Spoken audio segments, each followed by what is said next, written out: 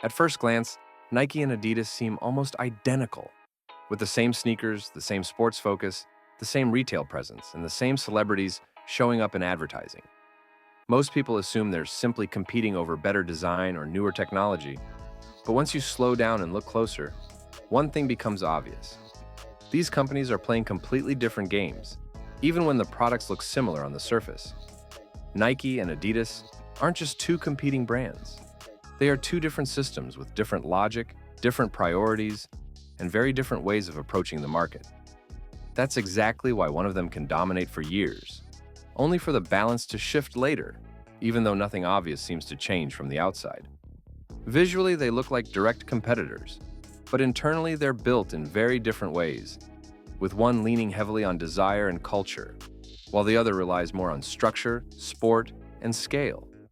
If you only look at the product itself, it's easy to miss this gap, but once you start paying attention to how decisions are made, where money is actually invested and what each company treats as its core asset, the picture changes fast. This breakdown isn't about comparing sneakers or materials. It's about understanding how these businesses operate behind the scenes and why the same strategy can work extremely well for one brand while falling flat for the other. To really understand the difference between Nike and Adidas, you have to stop focusing on what they sell and start looking at where each decision actually begins. With Nike, every decision starts with desire. Who is the person? Who do they want to become? What image works for them right now? And what kind of story they want to step into. Only after that comes the product, the design, the model, and the lineup that fits that story. With Adidas, the starting point has historically been different. The process begins with sport itself, with a specific discipline, a clear function, and a practical problem to solve. Running, football, training. First, the product is built, then it's explained who it's for and why it exists. That difference creates a completely different way of thinking. Nike looks at the market as a place to shape demand, while Adidas has traditionally treated it as a system designed to serve needs that already exist. Because of that, Nike moves more easily into fashion, street culture, and lifestyle spaces, without having to justify whether something is athletically correct. If it works at the level of image and identity, that's enough. Adidas tends to be more cautious in comparison. It's strongest where function, sporting heritage, and legitimacy matter most. That builds trust, but it often slows reaction time when the market shifts suddenly and expectations change faster than the structure can adapt. As a result, even similar products end up being perceived very differently. Nike sells a feeling, while Adidas sells a solution. And this isn't about better or worse. It's about two systems built around different priorities. In the end, the distinction is simple but critical. One brand shapes desire first and pulls the product in after, while the other builds the product first and then looks for meaning around it. From that point forward, every major decision starts to diverge, from marketing all the way to sales. Now let's look at how both brands work with athletes, because that's where the gap becomes even more obvious. With Nike, the athlete sits at the center of the story, not as a face in an ad, but as the core symbol of the brand. The company bets on specific individuals and builds long-term narratives around them, sometimes for decades, to the point where a single athlete turns into a standalone brand that can outsell entire marketing campaigns on its own. This is a less but louder strategy, where once a choice is made, it gets amplified at full volume through name recognition, image, style, and story. People aren't buying uniforms or performance specs, they're buying an association with a person and the meaning attached to that identity. With Adidas, the logic works differently. Strength doesn't come only from individual stars, but from teams, leagues, and national squads. Football is the clearest example here.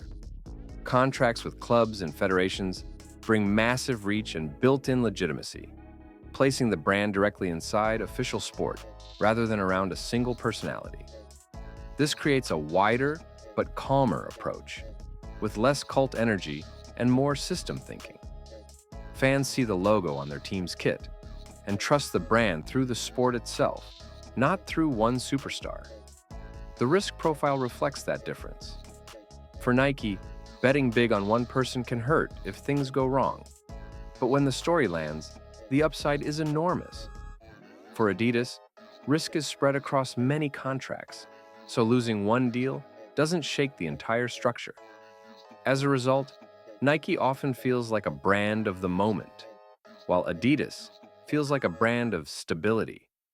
One operates through emotion and cultural impact, the other through structure and long-term presence in sport. And once again, this isn't about which one is better. It's about different bets. One plays for depth and influence, while the other plays for scale and trust. That difference is exactly why advertising, product drops, and collections feel so different, even when both brands are targeting the same sport. Once you move into sales, the gap between these two systems becomes very concrete. This is no longer about image, it's about control and money. Nike made a clear bet on direct-to-consumer years ago. Own stores, its own website, proprietary apps, limited releases. The logic is simple. Fewer middlemen means more control. The brand decides what gets sold, how it's presented, at what price, and to which audience. Because of that, Nike sees the customer directly. Who buys, how often, what they browse, what they respond to. That data flows straight into decisions. Assortments shift quickly, releases get adjusted, scarcity is created on purpose, and margin stays inside the system. Adidas played a different game for a long time. The main focus was scale through retail. Large chains, wholesale partners, sporting goods stores. That delivers massive reach and volume, but it comes at the cost of control. Shelf space is shared with competitors, pricing is often market-driven, and the connection to the customer is indirect. As a result, Adidas tends to be more stable in terms of coverage, but slower to react. When a trend shifts, the signal arrives with delay. Data is fragmented. Decisions take longer compared to a model built around direct access. Nike wins this round through flexibility. It can aggressively push one direction and shut another down just as fast. It can create hype or intentionally disappear from shelves and become even more desirable. Adidas wins on availability. It's easier to find almost anywhere and closer to the mass consumer. The trade-off is reduced control and thinner margins. In the end, this highlights another fundamental difference between the systems.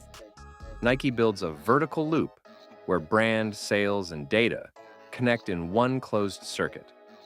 Adidas operates more like a distributed network, where each node adds scale, but also makes the system harder to steer. And that difference directly affects how fast each company can change direction when the market starts to shake. When conditions shift, the gap between these systems becomes impossible to miss.